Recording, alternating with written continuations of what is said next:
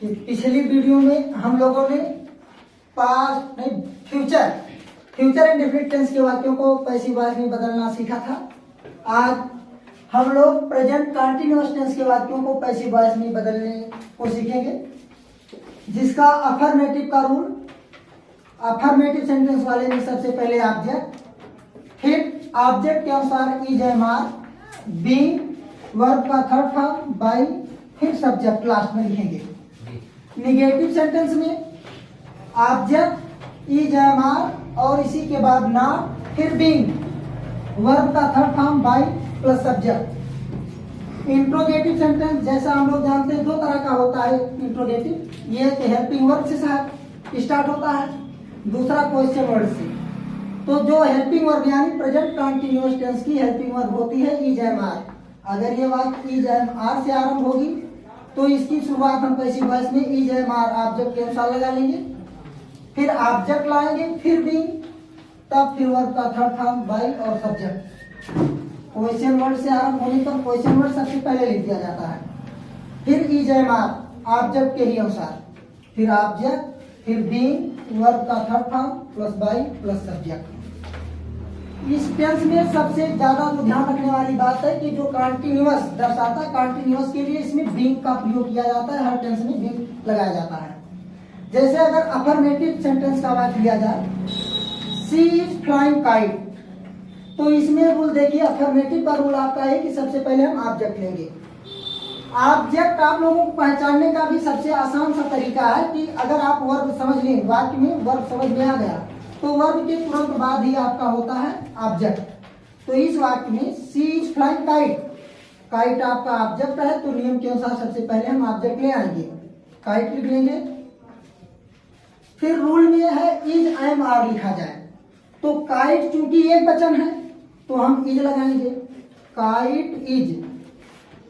अब फिर being, being, fly का थर्ड फॉर्म फ्लोन, फ्लोन हो जाएगा, फिर बाई लग जाएगा, फिर सी का ऑब्जेक्टिव केस होता है। इसको कल भी बताया गया था कि जब सब्जेक्ट को उधर हम ले जाते हैं तो ऑब्जेक्टिव केस, और ऑब्जेक्ट को जब इधर हम लाते हैं शुरुआत में तो ऑब्जेक्ट का सब्जेक्टिव केस, तो इस तरह हम सी का ऑब्जेक्टिव केस बना दिए है। अब अर्थ देखिए कि सी इज फ्लाइंग काइट, देखिए अब एक्टिव में और पैसिव में अर्थ में कैसे अंतर आता है।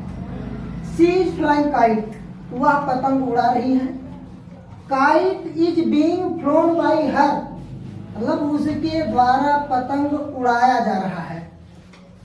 दूसरा वाक्य देखिए, I am reading a novel, तो ए नॉवेल को हम पहले ले लेंगे, क्या हो जाएगा ऑब्जेक्ट यही है ए नॉवेल। इसमें भी आपका ए नॉवेल सिंगुलर नंबर है, तो सिंगुलर नंबर के साथ रूल के अनुसार इज आएगा।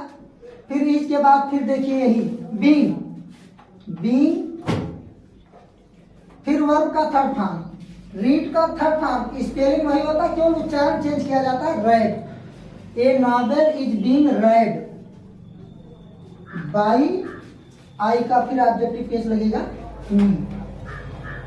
तो इस तरह हो गया a novel is being read by me.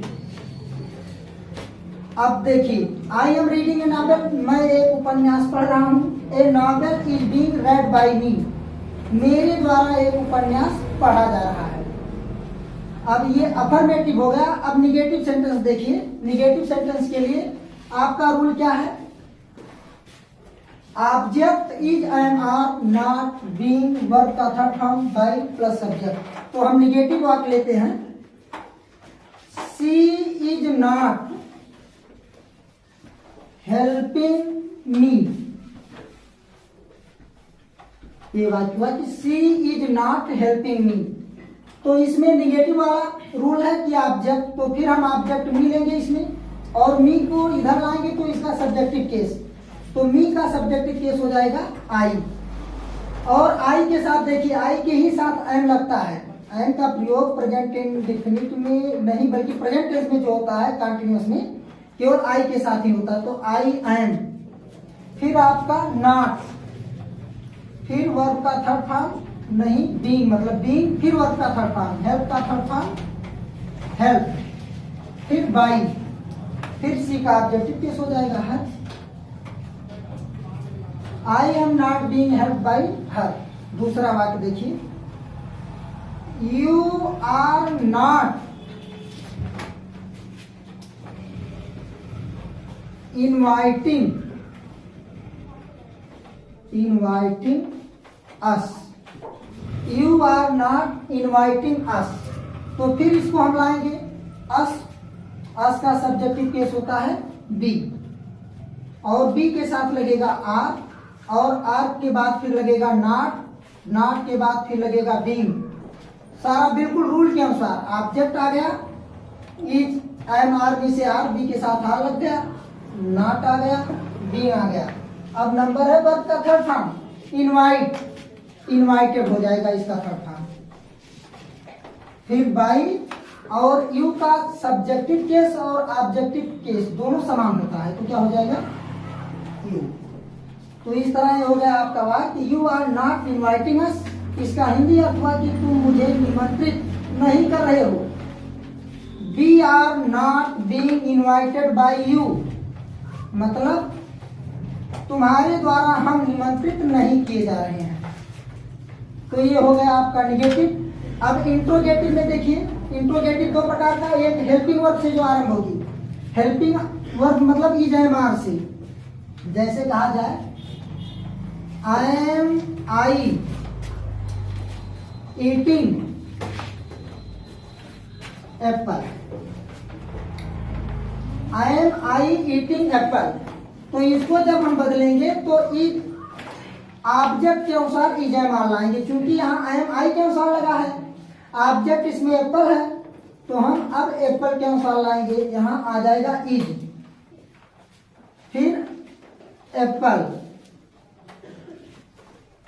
Rule यहाँ देखिए, इज एम आर हो गया, ऑब्जेक्ट हो गया, बीइंग लगेगा, यहाँ बीइंग हो गया। और वर्ब का थर्ड फॉर्म, ईटिंग का थर्ड फॉर्म मतलब ईट का ईटेन, फिर बाई और सब्जेक्ट हो गया आई का ऑब्जेक्टिव केस मी।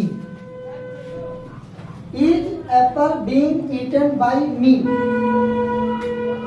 अब अगर क्वेश्चन वर्ड आएगा तो उसकी अंग्रेजी हम सबसे पहले ले लेंगे। जैसे अगर कहा जाए व्हाई इज ही